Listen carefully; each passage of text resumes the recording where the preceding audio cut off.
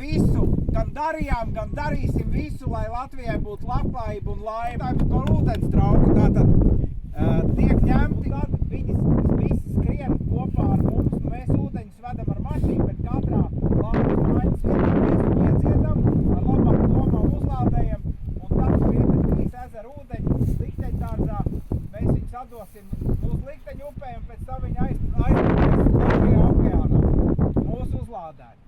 Un tāpat arī ar lāpām un uguni. Viņi visas 3 lāpas satiksies 18. novembrī likteņdārzā. Japāņu arhitekts Masuno ir uzprojektējis tā, ka tieši 18. novembrī sauriet ir tieši amfiteātra. Mūsu laime dien, mūsu Latvijā.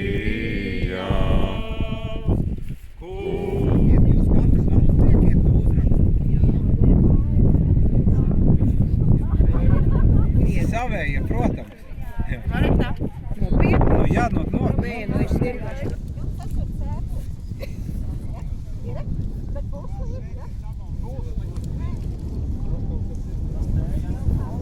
Cēpumiņu atturīt, bet cilvēki pat druskai klāt. Jā, tas ka pat nesaprot, ka jau atskrējuši.